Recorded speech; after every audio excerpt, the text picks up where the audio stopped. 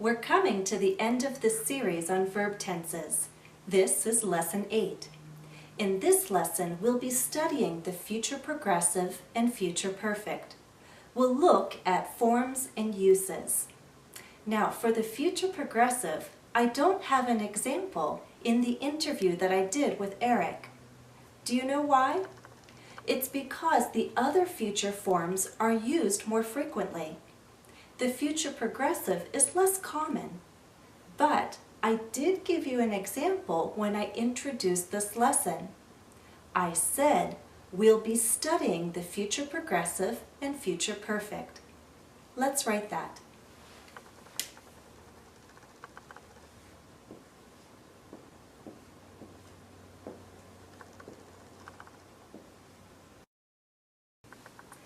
Do you see the full verb form here? We have a contracted form of will plus be plus a verb with the ing ending, a present participle.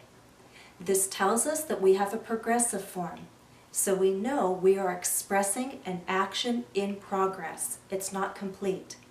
Because this is the future progressive, we are stating an action that will be in progress at a certain point in time, in the future. That could be the immediate future or the distant future.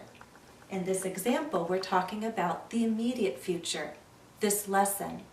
In this lesson, we'll be studying the future progressive and future perfect.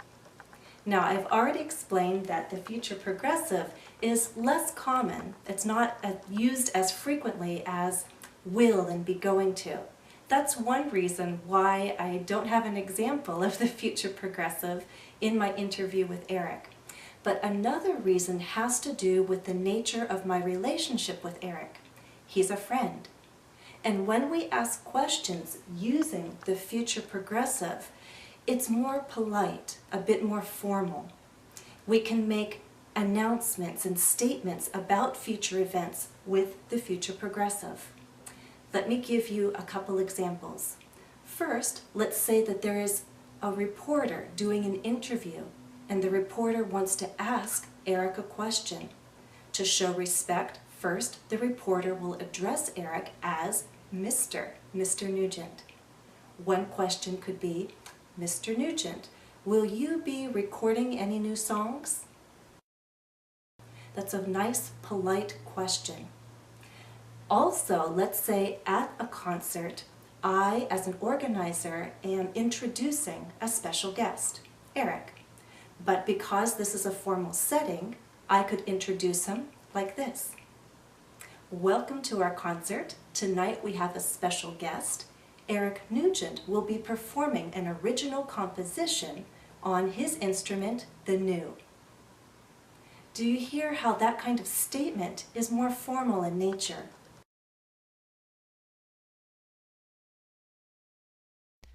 Remember, we use the future progressive for actions in progress at a future point in time. We also use this form to ask polite questions and make formal statements about future events.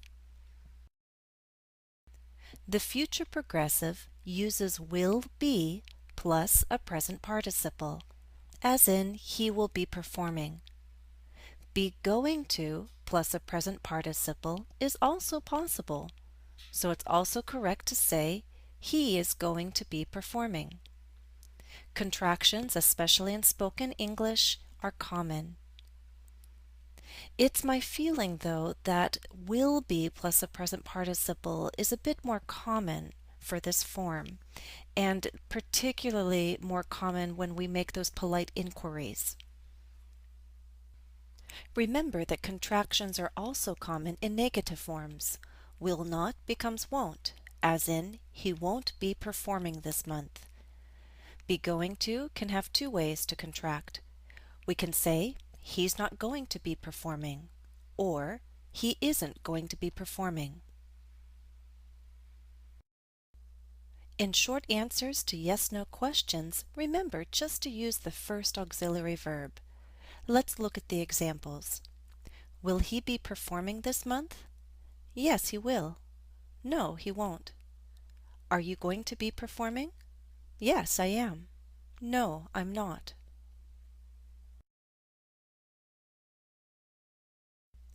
Let's do a quick check. Read the two sentences. Now, which one of the two sentences could fit into this larger statement?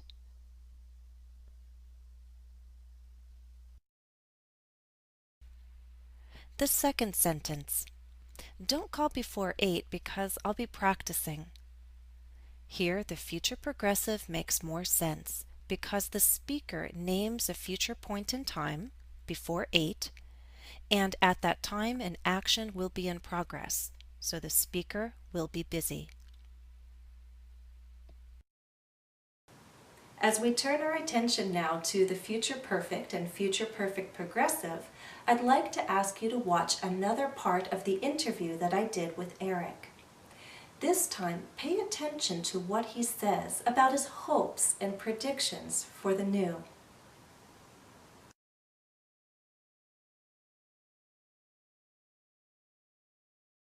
Eric, one of my questions is about, I don't know if it's more about hopes or predictions, but do you think in 10 to 15 years, professional musicians will have embraced the new? I hope they will, but it took a long time for classical music to embrace the saxophone. So I wouldn't be surprised if I die before it starts really getting accepted in the orchestra. But who knows, maybe what your great-grandchildren Right. will say, he invented the new. Right. Okay, well, good luck to you. Thank you.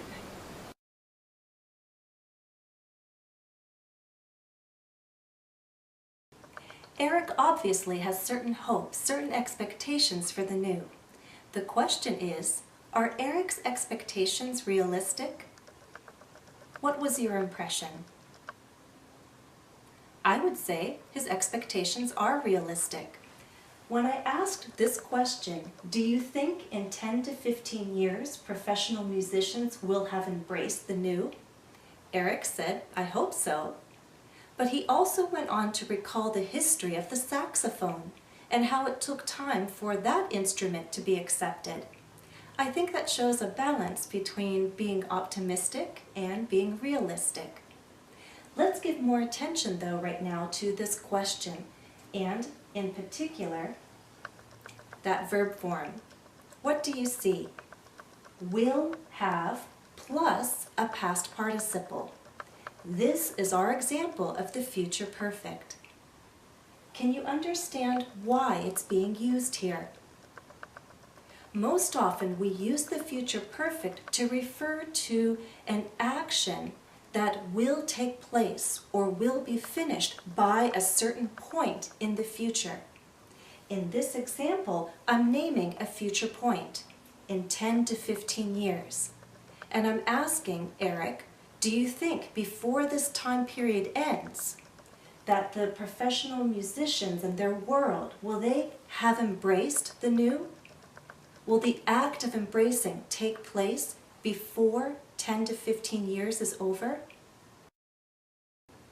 All right, so now you know the future perfect. You know we need will, have, plus a past participle, and that the future perfect refers to an action that will take place before a certain point in time in the future. How does this contrast with a second form that I've written here? It's future perfect progressive. Will have been plus a present participle. That's what makes it progressive. Okay, let me give you examples so that the difference is clear.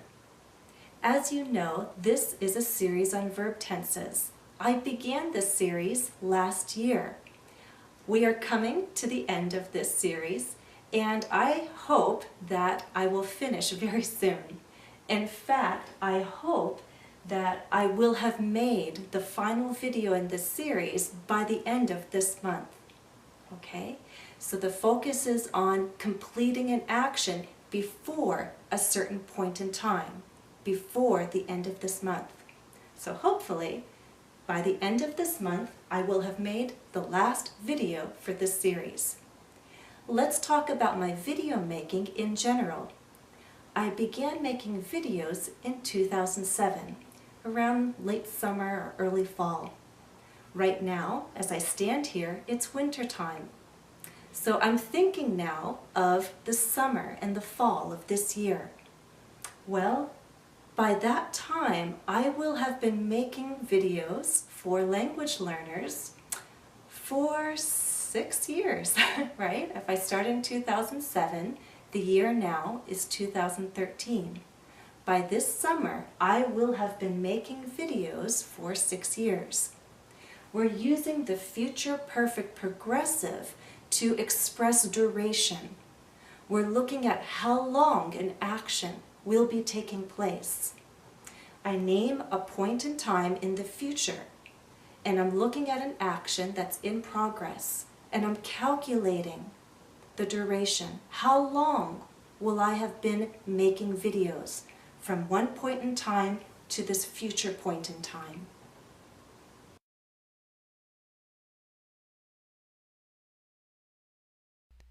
Remember, we use the future perfect for future actions or events that will finish or take place before a certain point in time. We use the future perfect progressive for expressing how long an event or action will be in progress up to a certain point in time. When choosing between the future perfect and future perfect progressive, remember this. The future perfect progressive expresses the duration of an action that will be in progress up to a future point in time, but we do not normally use non-action verbs in progressive forms. Look at the two examples. He'll have been working on it for 1 year. Work is an action verb. We'll have known each other for 7 years. Know is a non-action verb. In the second sentence, we cannot use a progressive form. We must use the future perfect. And please understand that although we're measuring a duration from one point to a future point, it doesn't mean that the action ends at that future point. The action can continue beyond that future point in time. So, for example, he may continue working and will continue knowing each other.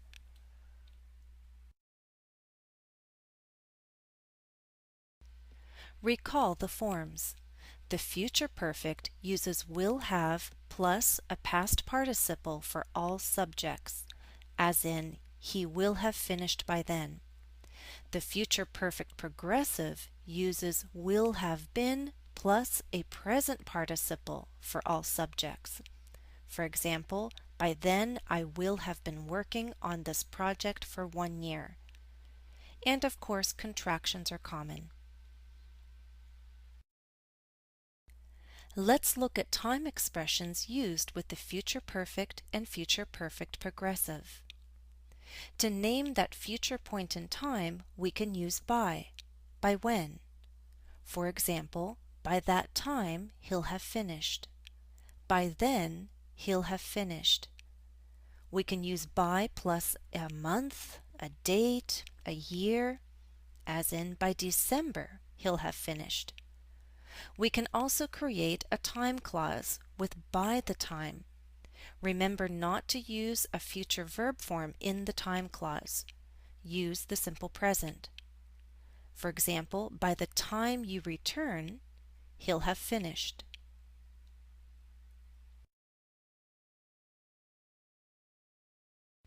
To talk about future duration and answer the question how long, we can use for plus an amount of time.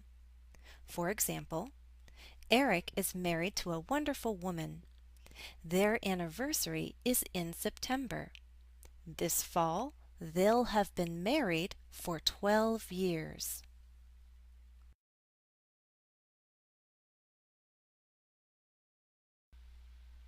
Let's do a quick check. Read the two sentences. Now, which of the two sentences could fit into this larger statement?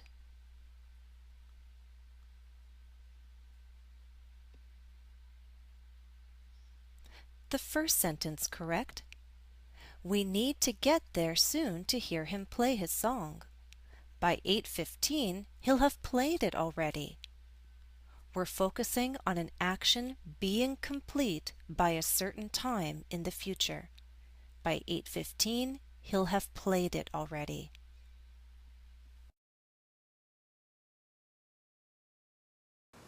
Let's try an exercise to practice all that we've learned. Practice. Choose the best form of the verb to complete the sentence. 1. Read the statement to yourself, and then I'll tell you the answer.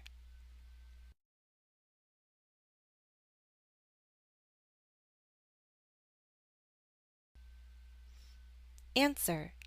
Mr. Nugent, will you be performing tonight? Yes, I'm going to play one song. This is a polite question, a polite inquiry, so the future progressive is appropriate. 2.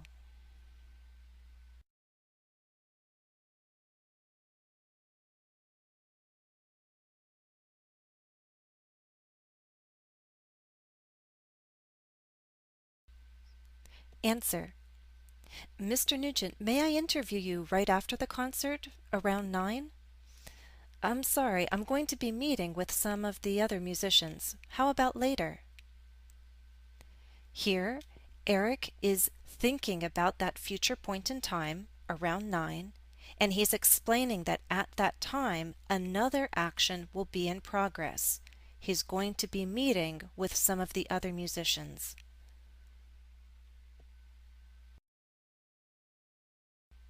3.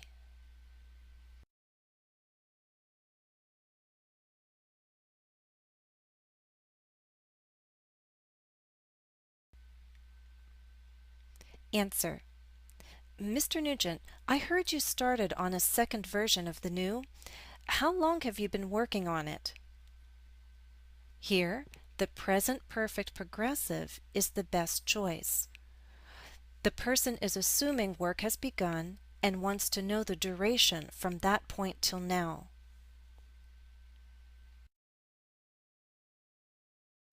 4.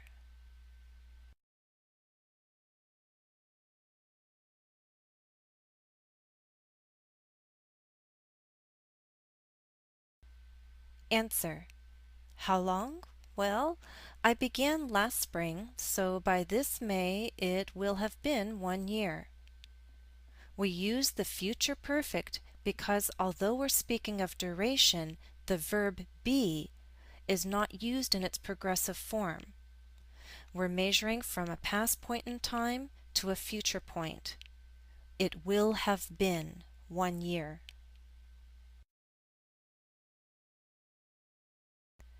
5.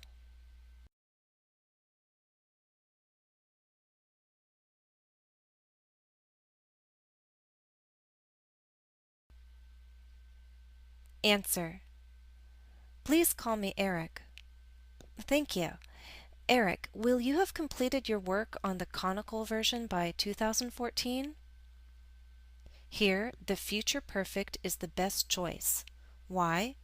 We're looking at the future and naming a point in time and asking about the completion of an action by that point.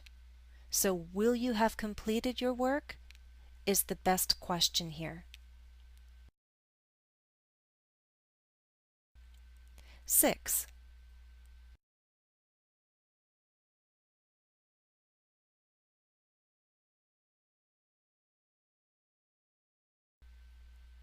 Answer. Do you think other musicians in the future are going to be playing the new? I certainly hope so. Here, the future progressive with be going to is the best answer choice. We're not focusing on duration or the completion of an action by a future point in time. We're simply looking to the future and thinking about what will be happening, what could be happening in the future.